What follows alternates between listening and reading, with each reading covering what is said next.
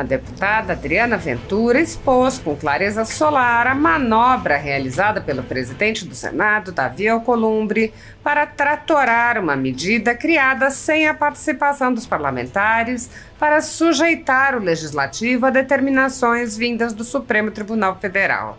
A deputada apresentou uma questão de ordem demonstrando que os parlamentares presentes à sessão conjunta do Congresso Nacional sequer conhecem o texto que será levado à votação. O presidente Davi Alcolumbre respondeu à questão de ordem de Ventura e também a uma questão de ordem do deputado Glauber Braga, justificando a imposição da votação com uma exigência do Supremo Tribunal Federal. Ao descartar as questões de ordem, lendo um texto que já estava pronto antes mesmo de sua formulação, o presidente do Senado admitiu que a resolução proposta foi formulada em um acordo entre os chefes do Legislativo, o governo Lula e o STF, sem qualquer consulta aos legisladores eleitos pelo povo. A atitude do presidente do Senado mantém a linha inaugurada por ele, seguida por seu sucessor Rodrigo Pacheco, de virtual paralisação dos trabalhos legislativos, reduzindo o número de sessões para então concentrar votações de interesse dos presidentes, alegando urgência em agradar ao governo Lula ou ao Supremo Tribunal Federal. Muitos desses projetos que são tratorados sequer foram formulados por parlamentares eleitos, mas sim por comissões formadas por juristas escolhidos pelos presidentes, sem nenhum representante eleito pelo povo. Nessa dinâmica imposta pelos presidentes do Legislativo, em especial os presidentes do Senado, o papel dos parlamentares fica reduzido e a representação popular é prejudicada. O Legislativo brasileiro torna-se cada vez mais uma caríssima decoração para simular a existência de uma democracia. A ação dos presidentes do Senado também tem sido essencial para manter a vigência da ditadura da toga que assola o país, já que os presidentes se autoconcederam poderes para não dar andamento a pedidos de impeachment de ministros de cortes superiores e outras autoridades. Contrariando o disposto na lei do impeachment, os presidentes se arrogam o poder de engavetar ou arquivar pedidos sem levá-los à apreciação do plenário. Além de impedir o andamento de pedidos de impeachment, os presidentes também se recusam a proteger as prerrogativas dos parlamentares e das próprias casas legislativas contra invasões indevidas de suas atribuições.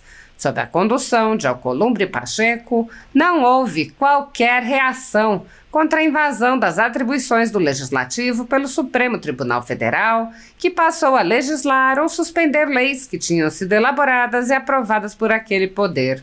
Pacheco e Alcolumbre também não agiram para proteger as prerrogativas dos parlamentares, que vêm sendo violadas em inquéritos secretos conduzidos nas cortes superiores. O Senado vem se omitindo em cumprir seu papel constitucional de promover o controle dos atos de ministros das cortes superiores. De forma monocrática, o presidente do Senado impede a análise de todo e qualquer pedido de impeachment ou de projetos de leis e PECs que possam vir a limitar os superpoderes autoconcedidos a ministros do Supremo Tribunal Federal e do Tribunal Superior Eleitoral. Sem controle externo, alguns ministros do Supremo agem ao arrepio da Constituição. Em inquéritos secretos, o ministro Alexandre de Moraes, por exemplo, promove uma aberta perseguição a adversários políticos. Em um desses inquéritos, a Folha Política teve sua sede invadida e todos os seus equipamentos apreendidos, inclusive celulares e tablets dos sócios e de seus filhos. O inquérito foi arquivado por falta de indícios de crimes, mas os dados sigilosos foram compartilhados com outros inquéritos e com a CPI da pandemia, que compartilhava dados sigilosos com a velha imprensa. No chamado inquérito do fim do mundo e nos inquéritos dele decorrentes, já houve prisões políticas sem que houvesse sequer indiciamento das pessoas presas, imposição de uso de tornozeleira eletrônica e prisão domiciliar em endereço diferente de onde as pessoas moravam. quebra de sigilo de parlamentares, inclusive de senadores, quebra de sigilos de pessoas e empresas, inclusive de veículos de imprensa, quebra de sigilos do ajudante de ordens do presidente da República, censura de veículos de imprensa, de cidadãos e de parlamentares, bloqueio de redes sociais de jornalistas, veículos de imprensa, cidadãos e parlamentares, buscas e apreensões em empresas, residências de familiares e gabinetes de parlamentares, proibição de contato entre pessoas que muitas vezes nem se conhecem, proibição a parlamentares de concederem entrevistas e de participarem de eventos públicos, intervenções no comando de partidos políticos, prisões em massa sob alegações descabidas, multas estratosféricas que representam evidente confisco de propriedade, entre outras. A tudo isso e a muito mais, o Senado Federal assistiu passivamente. Nem mesmo a morte no cárcere de Clériston Pereira da Cunha, preso político do ministro Alexandre de Moraes, foi capaz de sensibilizar os senadores e tirá-los de sua letargia. Sem justificativa jurídica, o ministro Luiz Felipe Salomão, ex-corregedor do Tribunal Superior Eleitoral, confiscou toda a renda da Folha Política e de outros sites e canais conservadores para impedir suas atividades. A decisão teve o aplauso e o respaldo dos ministros Luiz Roberto Barroso, Alexandre de Moraes e Edson Fachin. Toda a receita de mais de 20 meses do nosso trabalho está sendo retida sem justificativa jurídica. Se você apoia o trabalho da Folha Política e pode ajudar, doe qualquer valor à empresa Raposo Fernandes através do Pix, utilizando o QR Code que está visível na tela ou o código ajude@folhapolitica.org. Caso não utilize Pix, há a opção de transferência bancária para a conta da empresa Raposo Fernandes, disponível na descrição deste vídeo e no comentário fixado no topo. Há mais de 10 anos, a Folha Política vem mostrando os fatos da política brasileira e dando voz a pessoas que o cartel midiático quer calar. Pix ajude@folhapolitica.org. Assista.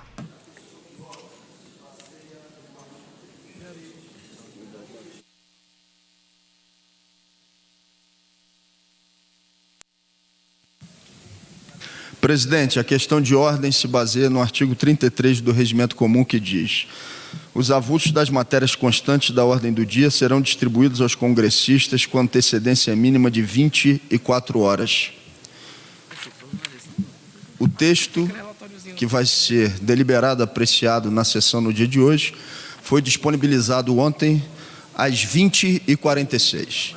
Então, evidentemente, não tem 24 horas, de acordo com o que determina o regimento comum, para que essa matéria venha a ser deliberada na sessão no dia de hoje. Nós não podemos apreciar uma matéria de tamanha complexidade, ainda mais com a manutenção do artigo 45A, que é o orçamento secreto no texto, o orçamento secreto 2.0, e, aliás, me causa espanto que depois de todas as decisões do Supremo Tribunal Federal, da suspensão de uma lista de emendas encaminhadas para a liberação por parte do Legislativo, mais especificamente da Câmara dos Deputados, onde houve uma decisão expressa do ministro Flávio Dino de identificação do autor das respectivas emendas, se mantenha, repito, no artigo 45A, a possibilidade da indicação de emenda pelo líder partidário, não fazendo com que haja, então, a individualização e a nomeação de quem fez a indicação da emenda. Então, presidente, baseado no que dispõe o regimento comum, não houve 24 horas de antecedência para a deliberação dessa matéria na sessão do Congresso Nacional. Peço a Vossa Excelência que retire o item de pauta e, como se trata de item único na ordem do dia, que essa sessão seja imediatamente encerrada. Palavra para questão de ordem a deputada Adriana Ventura. Obrigada, presidente. A minha questão de ordem, ela se baseia no artigo 131 do Regimento Comum. Não, desculpa. A minha questão, o deputado Glauber já abarcou. A minha questão de ordem se baseia no artigo 128, parágrafo 2º. Tem fundamento no artigo 131 do Regimento Comum do Congresso Nacional, para pedir também a imediata suspensão, uma vez que o artigo 128, parágrafo 2º, determina de forma muito expressa e muito categórica que a sessão conjunta para apreciação de projetos de normas de regimento, que é o caso desta matéria que está sendo votada hoje, só pode ocorrer 5 dias após a publicação dos avulsos eletrônicos. O avulso saiu ontem às 8 da noite, foi publicado no diário hoje. Contudo, esse PRN 1 de 25 foi publicado hoje, como eu já disse, e essa sessão deliberativa está acontecendo no mesmo dia da publicação. É uma violação frontal à norma regimental. Essa previsão não é só formal. Esse intervalo de 5 dias, ele foi feito e foi estabelecido para garantir que os parlamentares tenham tempo hábil para análise do texto. Não estou falando só dos líderes partidários, estou falando de cada parlamentar. A gente está votando aqui o dinheiro que pertence à população brasileira, a gente está votando regras para regrar o rito orçamentário, para discutir, e um debate nacional, para resolver o impasse, mas todo mundo precisa ler bem o que está votando. Sendo assim, se o regimento estabelece esse prazo de uma maneira clara, de uma maneira objetiva, não tem espaço para interpretação A, para flexibilização ou para relativização. Esse rito precisa ser respeitado integralmente, sob pena de nulidade desta deliberação, porque se a gente não respeita o nosso regimento, as nossas regras, as nossas leis, a gente não tem razão de existir, presidente. Por isso, eu requero que a presente sessão seja encerrada e que nova sessão seja convocada com o prazo, com o rito e respeitando o regimento. Então, só lendo aqui, modificação de norma regimental apenas por norma legislativa competente, cumpridos rigorosamente os procedimentos regimentais. E a impossibilidade de prevalência sobre norma regimental de acordo de lideranças ou decisões de plenário, exceto quando tomada por unanimidade, mediante voto nominal, resguardado o quórum mínimo de 3/5 dos votos dos membros da Casa. Sendo assim, presidente, essa é a minha questão de ordem, eu agradeço bastante a vossa atenção. E vou economizar... E eu estou economizando 2 minutos da minha fala. Obrigada. Obrigado, deputada Adriana. Em referência à questão de ordem formulada pelo deputado Glauber e pela deputada Adriana, a presidência tem a seguinte manifestação. É do conhecimento de todos que, em abril do ano passado, o ministro do Supremo Tribunal Federal, Flávio Dino, desarquivou os autos da ADPF 854. Em agosto, o ministro ordenou a suspensão da execução orçamentária das emendas de comissão RP8 e dos restos a pagar referente às emendas de relator RP9. As casas do Congresso Nacional, em todas as oportunidades, não mediram esforços para demonstrar nos autos o integral cumprimento do acórdão do Supremo Tribunal Federal. Diversas medidas foram adotadas pelo presidente do Congresso com o intuito de garantir a transparência e a rastreabilidade da execução orçamentária, bem como a retomada da execução das emendas RP8 e RP9 no exercício financeiro de 2024. Após diversas tratativas e audiências no Supremo Tribunal Federal, os poderes executivo e legislativo apresentaram conjuntamente um plano de trabalho que, finalmente, foi homologado à unanimidade pelo Supremo Tribunal Federal em decisão referendada no dia 6 de março de 2025. Ocorre que esta decisão, referendada à unanimidade pelo Supremo Tribunal Federal, fixou o prazo de até 31 de março deste ano, ou seja, estamos a menos de 20 dias contados de hoje, para que o Poder Legislativo cumpra os compromissos assumidos, entre eles as alterações da Resolução número 1 de 2006 do Congresso Nacional. Logo, o PRN número 1 de 2025 é apresentado pelas mesas das casas, Câmara e Senado, que se trata de projeto com prazo para sua conclusão, já que enquadra no inciso 2º, a linha D do artigo 172 do Regimento Interno do Senado Federal, primeiro subsidiário do Regimento Comum do Congresso Nacional.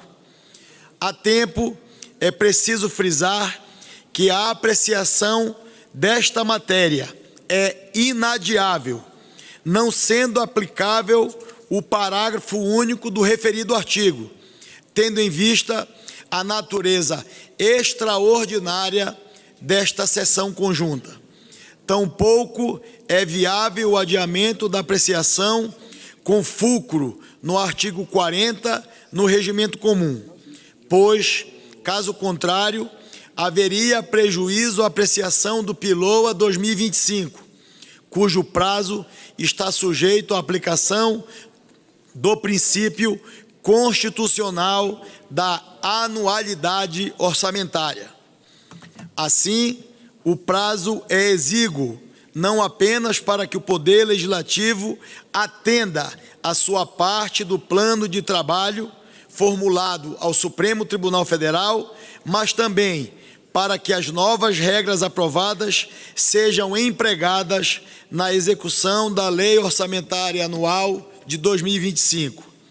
Logo, a presente matéria é uma resposta urgente, inadiável e necessária, que coloca em trilho novamente a execução orçamentária, de maneira a garantir a transparência e a rastreabilidade das emendas parlamentares em conformidade com as diretrizes firmadas na Constituição Federal, pela Lei Complementar 210 de 2024 e também nas decisões proferidas pelo Supremo Tribunal Federal no âmbito da ADPF 854. Pelo exposto, resta indeferida as questões de ordem levantadas à mesa.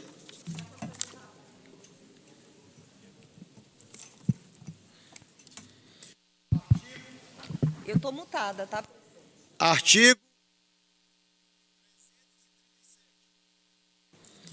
A urgência dispensa, durante toda a tramitação da matéria, interstícios, prazos e formalidades regimentais, salvo pareceres, quórum para deliberação e distribuição de cópias da proposição principal. Concedo... 131, presidente. Obrigada, presidente. Olha, o artigo 131 está escrito que para contraditar a questão de ordem será permitido a um congressista falar por prazo. Eu não quero polemizar, até porque a gente vai ficar aqui debatendo muito, mas eu acho que a gente precisa estabelecer um rito minimamente decente, porque isso eu entendi, 31 de março, restam 20 dias. Então, urgente é o que a gente deveria ter feito antes. Sendo assim, apresentar um texto desta natureza, que tem uma coisa tão importante, sem minimamente a gente poder ler com atenção, a justificativa de Vossa Excelência, que eu entendi muito bem, está falando da exigência de um outro poder sobre esta casa que é soberana, que é a Casa do Povo. Então, esta casa soberana, popular, Casa do Povo, tem que se sujeitar primeiro aos seus regimentos e às suas regras. Então, hoje tem 20 dias ainda. A gente poderia votar isso a semana que vem, com conhecimento do texto, com a sociedade civil, lendo o texto e entendendo direito. Então, eu só quero deixar contraditado, eu só vou gastar um minuto, para deixar aqui consignado que eu não concordo, uma vez que é assegurado um prazo regimental na Casa do Povo, que não tem que se sujeitar a outro poder. E nós temos tempo hábil, inclusive, para os 5 dias. 31 de março, nós temos 20 dias ainda. Muito obrigada, presidente. Deputado Glauber, só para fazer um registro que a questão de ordem já foi deferida e decidida pela mesa. Indeferida, perdão. Presidente, evidentemente a gente vai ter que recorrer da decisão de Vossa Excelência. O artigo 337, citado por Vossa Excelência, do Senado Federal, não pode se sobrepor a uma regra expressa do regimento comum, até porque a gente está, nesse momento, numa sessão do Congresso Nacional, que fala da necessidade do avulso num prazo de 24 horas para que as deliberações sejam realizadas. O que não foi cumprido em relação a essa sessão. Combinado com isso, a urgência mencionada não é uma urgência que venha a ser definida pelo presidente de plantão. É a urgência que venha a ser deliberada pelo conjunto dos plenários para fazer com que esses prazos deixem de ser cumpridos. Então, não merece prosperar o indeferimento da questão de ordem apresentada. Apenas para registrar... O artigo 340 diz que a urgência tem que ser deliberada pelo plenário. O que não foi, né? O que não aconteceu. Uma coisa é você ter um colegiado que delibere pelas urgências, e aí a gente pode discutir a hipótese de que prazos, então, a partir daquele momento, possam ser flexibilizados, o que, evidentemente, nessa sessão não está acontecendo. A questão de ordem já está respondida e foi indeferida. Em discussão a matéria. Presidente, queria pedir a Vossa Excelência que pudesse, porque como a inscrição em matéria do Congresso Nacional é feita por e-mail, pudesse designar quem são os oradores que estão inscritos para falar favorável e contrariamente, porque a gente não tem, eu pelo menos não tive até esse momento, acesso a essa lista de inscrição. Vou fazer a leitura aqui que está no sistema. Obrigado. Obrigada, presidente. Caros colegas, como já falado, inclusive na questão de ordem, a gente está tratando de um projeto importantíssimo para o país. A gente está votando aqui um rito, um projeto de resolução que tem por objetivo regrar o rito das emendas parlamentares. Então, a gente está falando do orçamento público, a gente está falando do dinheiro de cada brasileiro, de todos os brasileiros.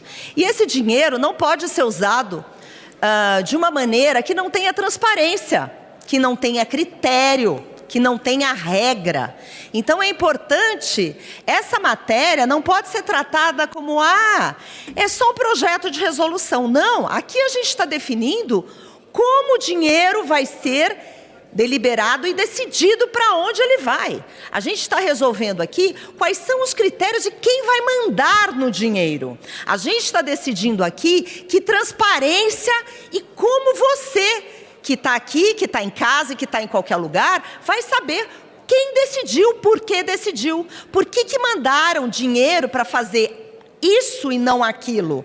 É para isso que a gente está aqui hoje. Então, é um assunto muito importante. E é por isso, inclusive, que a questão que se coloca urgente é que todos saibam o que está sendo votado. Por isso, a gente briga para que o rito regimental seja cumprido.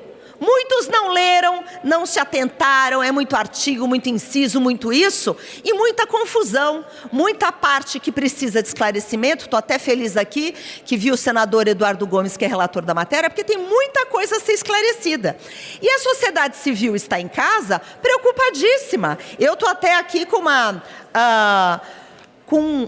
um manifesto feito pela Transparência Brasil, pela Transparência Internacional, pelo Contas Abertas e outras entidades, onde fala que não, que este projeto aqui tem muito problema, porque tudo continua como antes. É claro que maquiado, é claro que melhorou um pouquinho isso, mas a regra prática da decisão que foi tomada, que nós teríamos que dar transparência, rastreabilidade, continua tudo a mesma coisa. Não se sabem padrinhos. Tentaram disfarçar no projeto, né? No projeto de resolução, tem página que até aparece, nome do padrinho. Só que depois o presidente da comissão ou o líder partidário pode fazer o que quiser. Mudar tudo, sem deliberação de um colegiado.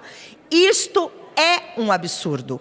Nós estamos simplesmente jogando pá de cal naquela luz, naquela esperança de ter transparência e rastreabilidade das emendas. Então, eu vou ler aqui esta nota, este manifesto da Transparência Brasil, Transparência Internacional e Contas Abertas, só um trechinho.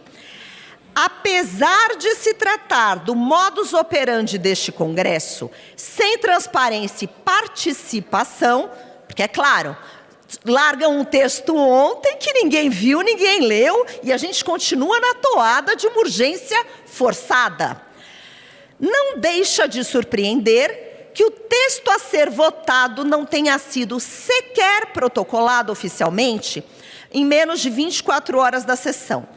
A opacidade no processo legislativo se repete no próprio teor da proposta em discussão. Neste modelo, as emendas de comissão e de bancada continuarão a seguir uma lógica na qual se desconhece o parlamentar patrocinador. Desta vez com um agravante. As indicações serão apresentadas pelos líderes partidários, após reuniões com suas bancadas, e vale lembrar que a Constituição Federal prevê emendas individuais de comissão e de bancadas estaduais. No entanto, não há qualquer previsão sobre emendas de bancada partidária. Então, para deixar claro, este projeto tem problemas, não resolve nada. E não conta como vai ser dividido o bolo. Como vai ser dividido? Mesmo as emendas de liderança partidária que estão inventando. Como é que vai ser distribuído entre os partidos? É pelo número de parlamentares? Ou alguém ali vai distribuir porque você tem cabelo ruivo, você tem cabelo branquinho e você... Como é que vai ser distribuído? Por isso, meu total repúdio, porque esse projeto não resolve nada. Obrigada, presidente.